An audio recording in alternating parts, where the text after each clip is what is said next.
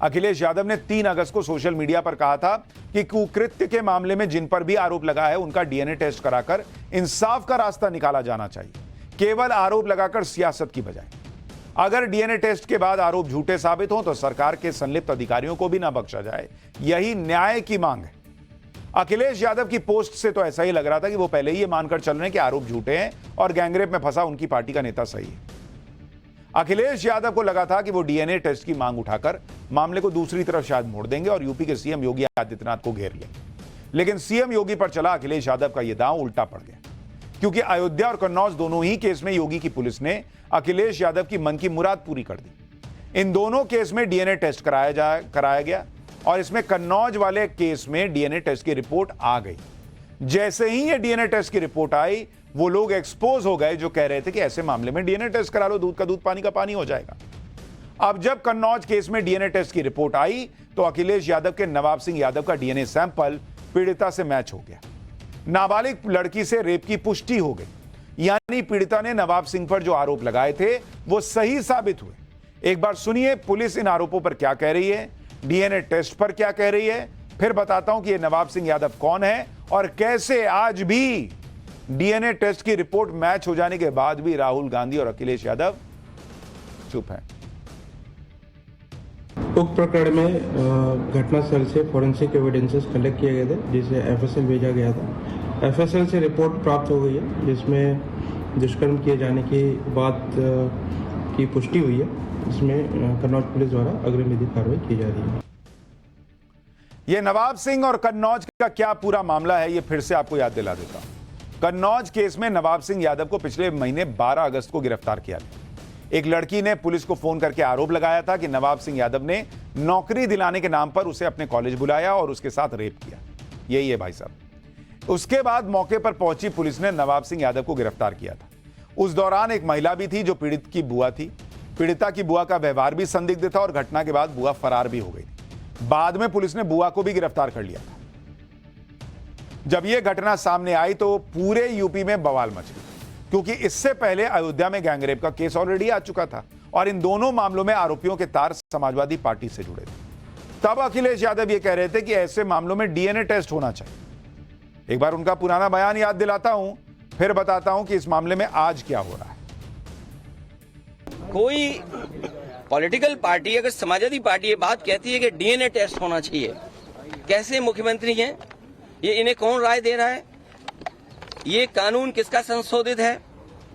ये इन्हीं का संशोधित कानून है 2023 का, जिसमें ये कहा गया है कि डीएनए टेस्ट होना चाहिए अगर 7 साल से ज्यादा किसी की सजा का कोई प्रावधान है तो क्या गलत मांगा? और उनके परिवार के लोग कह रहे हैं, और वहां भी पुलिस सच्चाई जानती है, हमारे पत्रकार साथी भी जानते हैं सच्चाई। वहां की पुलिस जब बीजेपी के इशारे पर और वो सच्चाई से अगर काम करना चाहते तो उन्होंने क्या किया? उन अधिकारियों के खिलाफ कार्रवाई कर दी। तमाम अधिकारी ऐसे हैं जो कह रहे हैं कि हमें तो नौकरी बचानी है, हम क्या करें? ये तो अयोध्या केस की बात थी जिसमें अखिलेश कह रहे थे कि डीएनए टेस्ट करा लो। इसी तरह से कन्नौज के मामले में जब अखिलेश की पार्टी फंसी तो कहा नार्को टेस्ट करा। तब ये लोग पीड़ित पर ही एक तरह से सवाल उठा रहे थे, जबकि इन्हें तो पीड़िता के साथ खड़े दिखना चाहिए था।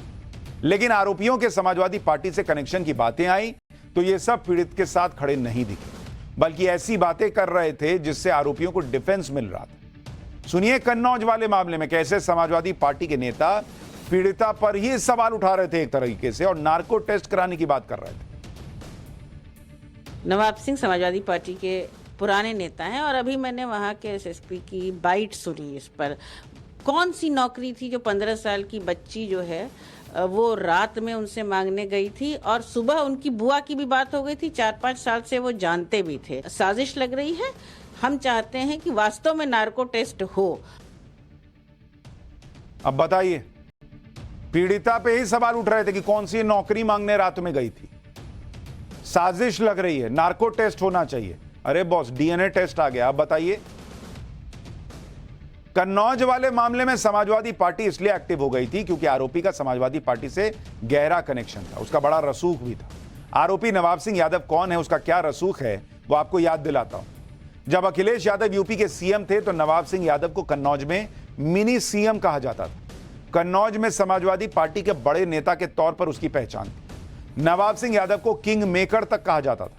नवाब सिंह यादव डिंपल यादव का सांसद प्रतिनिधि भी रहा है।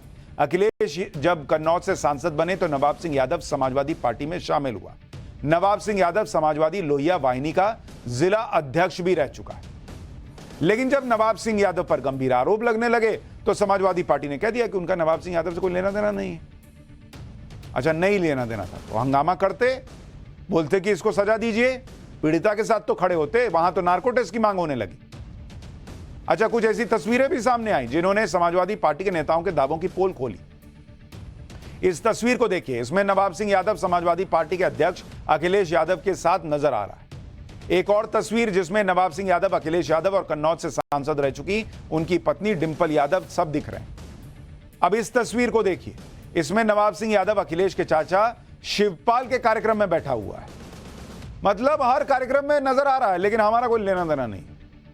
कन्नौज केस के बाद सोशल मीडिया पर उसकी भी एक तस्वीर वायरल हो रही है।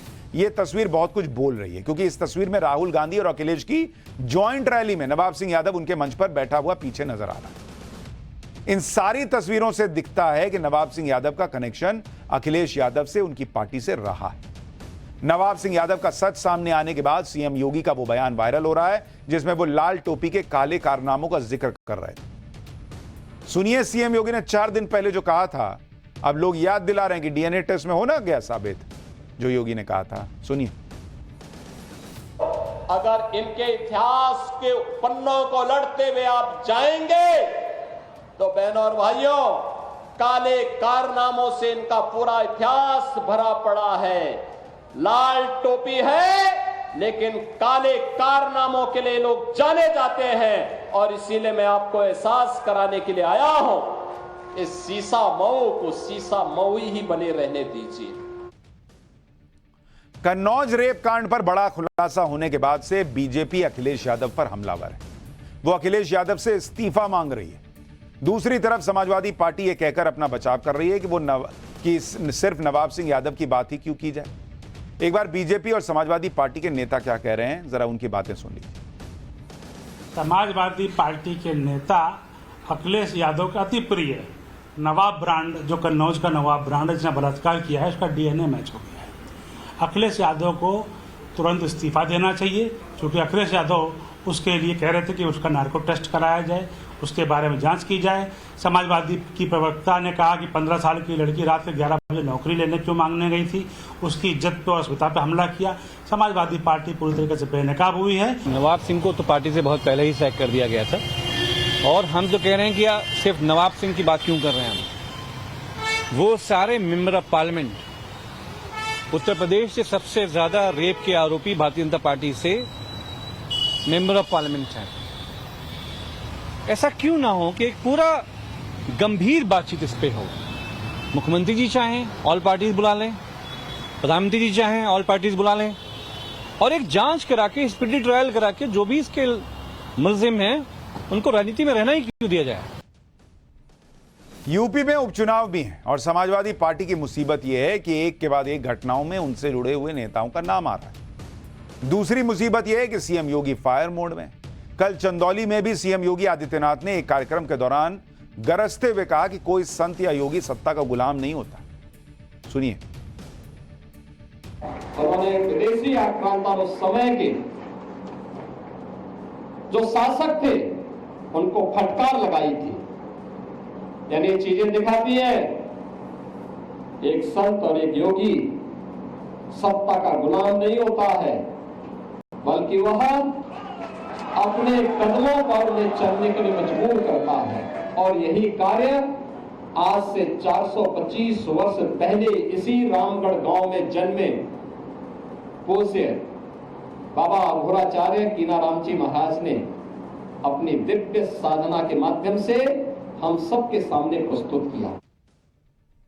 सीएम योगी तो हर मामले में जमकर बोल रहे हैं, एक्शन भी ले रहे हैं, लेकिन आप देखिए यूपी में इतना बड़ा कांड हो जाता है। समाजवादी पार्टी के रसूखदार नेता रहे व्यक्ति पर आरोप लगते हैं, लेकिन राहुल गांधी इस पर कोई हो हल्ला नहीं मचाते। यूपी में लड़की हूं लड़ सकती हूं का डंका पीटने वाली प्रियंका वाड्रा मुंह फेर लेती। राहुल गांधी रेप पीड़ित से मिलने के लिए ना अयोध्या जाते हैं ना कन्नौज जाते हैं, उनके पास तो कोलकाता जाने तक का भी टाइम नहीं है। राहुल गांधी यूपी तो आते हैं लेकिन सिर्फ उन पीड़ितों से मिलते हैं जिसके दुख में उन्हें सियासी फायदा दिखता है। वो ऐसे पीड़ित परिवारों से मिलते हैं जिसकी आड़ में वो सीएम योगी को घेर सके, उन्हें लेटर लिख सके। लेकिन राहुल गांधी अयोध्या, कन्नौज और कोलकाता की घटना पर कोई लेटर नहीं लिखते, ना ही वहां का दौरा करते हैं। बंगाल में जघन्य अपराध पर तो राहुल गांधी और अखिलेश यादव ममता बनर्जी का नाम तक नहीं ले पाए बॉस। कोलकाता केस पर तो राहुल गांधी किसी सवाल का जवाब तक देने को तैयार नहीं। यही हाल इंडी गठबंधन के एक और राज्य केरल का है। वहां फिल्म इंडस्ट्री में महिलाओं के यौन शोषण पर खुलासे हुए, सब कुछ रिपोर्ट में है, लेकिन इंडी गठबंधन इस पर भी खामोश है।